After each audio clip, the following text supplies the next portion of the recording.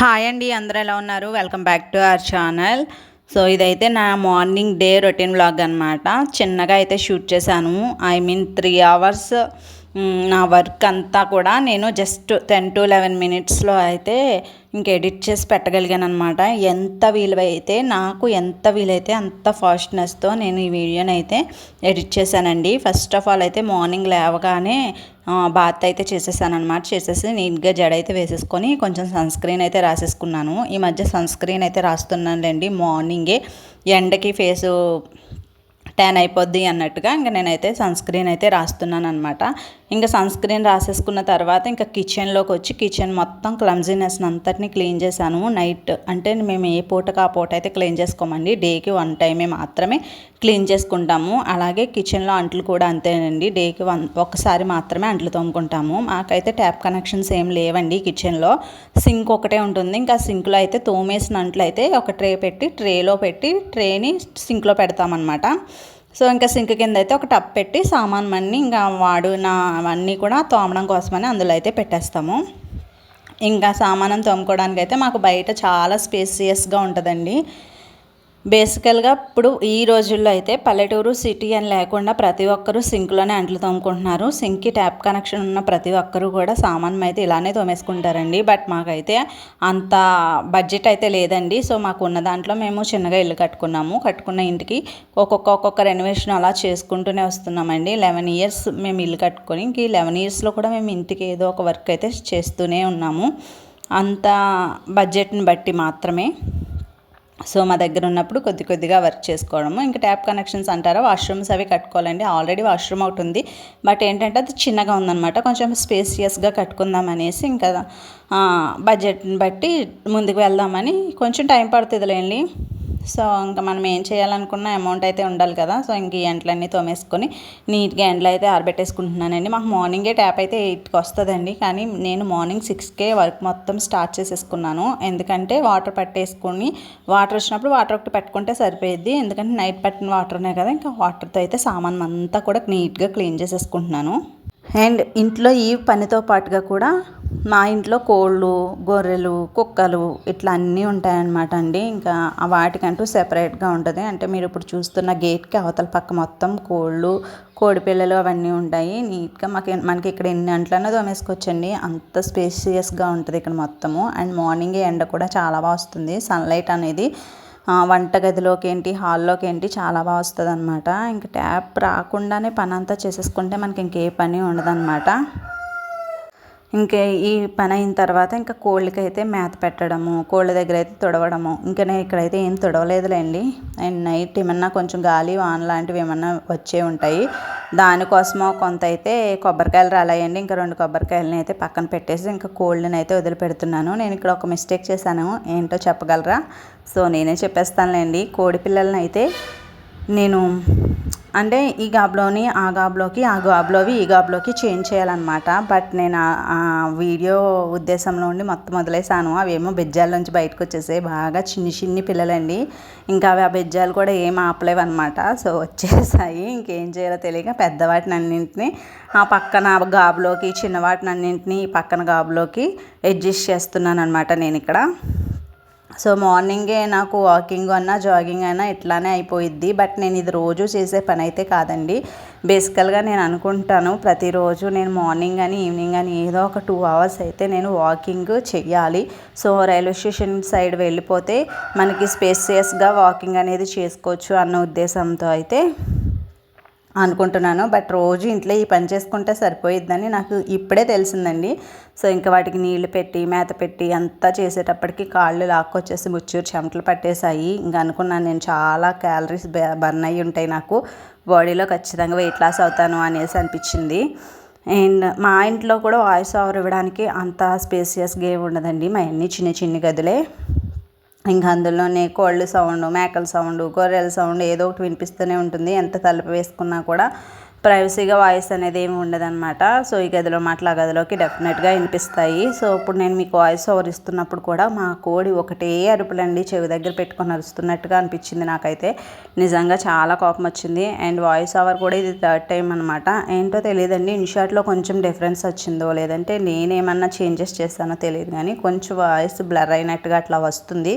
Video బాగానే వస్తుంది, but voice మాత్రమే అట్లా వస్తుంది. ఇంకా అదైతే నేను తెలిసిన వాళ్ళకి ఎవరికైనా చూపించాలి, లేదంటే యూట్యూబ్లో ఏదన్నా ఒక వీడియో చూడాలన్నమాట. సో ఇంత పని చేసిన తర్వాత టీ పెట్టుకుంటున్నాను. నేను మార్నింగే లేవగానే బేసికల్గా టీయే తాగుతానండి. సో వాటర్ కంటే కూడా ఎక్కువ, బట్ అది మంచి అలవాటు కాదు. అయినా కూడా ఇంకా తప్పదండి, అలవాటు అయిన తర్వాత. ఇంకా టీ మరిగే లోపు నేను చేసుకోవాల్సిన పనులు అయితే ఇల్లు తుడవడము, అలాగే గుమ్మడి వడియాలు అయితే పట్టుకున్నామండి. 2 డేస్ అయింది. మేము ఎప్పుడు వడియాలు పట్టిన ఎండ అయితే ఏంటో తెలియదండి, అస్సలు సరిగా కాయదు.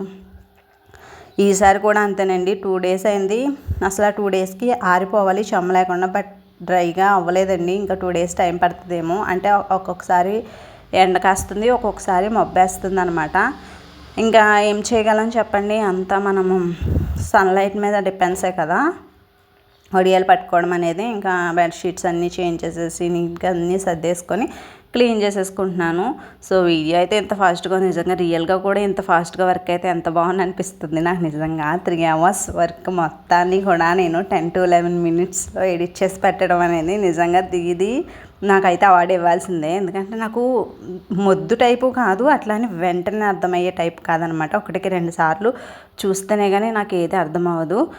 సో అలాంటిది నేను ఈ వీడియో ఎడిటింగ్ అనేది చాలా బాగా చేశాను అనిపించింది నాకైతే.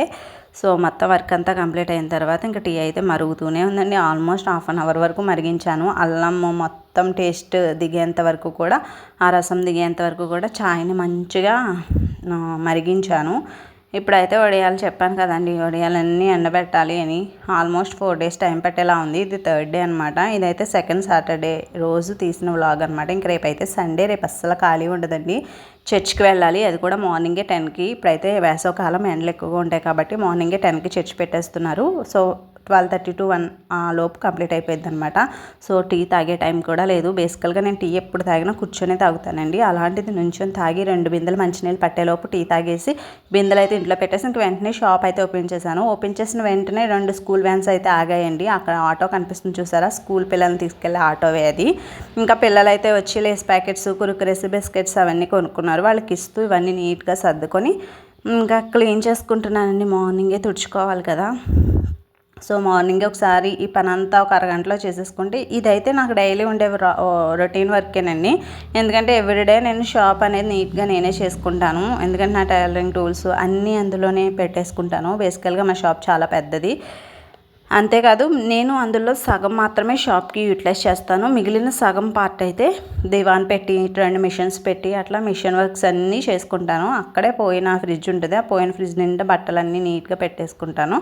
ఇంకా అందుకని హాఫ్ ఆఫ్ ద షాప్ అనేది షాప్ లాగా పెట్టుకొని ఇటువైపు మాత్రం ఒక రూమ్లా కన్వర్ట్ చేశాను అనమాట. బట్ అడ్లు అలాంటివి ఏమి ఉండవు, కానీ నార్మల్గా సెపరేట్ అని తెలుస్తుంది ఎవరైనా చూసిన వాళ్ళకైతే.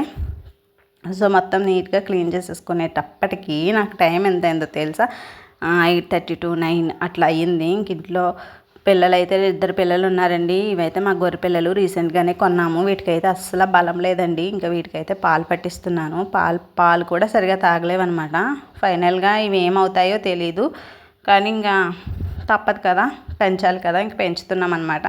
సో అస్సలు ఓపిక లేనివి. ఇంకప్పుడైతే నేను ఫ్రైడ్ రైస్కి రెడీ చేసుకుంటున్నాను. ఇంట్లో క్యాప్సికమ్, క్యాబేజ్, క్యారెట్స్ అన్నీ ఉన్నాయన్నమాట. ఇంకా నాకు నచ్చిన వెజిటేబుల్స్ అన్నీ తెచ్చుకొని ఇంక షాప్లో కూర్చొని కూరగాయలు అయితే కట్ చేసేసుకుంటున్నాను. 2 eggs అయితే వేసుకొని ఫ్రైడ్ రైస్ చేసేసుకుందామని ఇంకా అన్నిటికీ ఫుడ్ పెట్టేశానండి.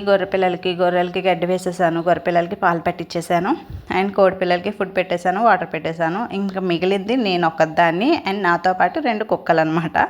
సో మా ముగ్గురు కోసం నేనైతే ఇప్పుడు ఫ్రైడ్ రైస్ ప్రిపేర్ చేస్తున్నాను.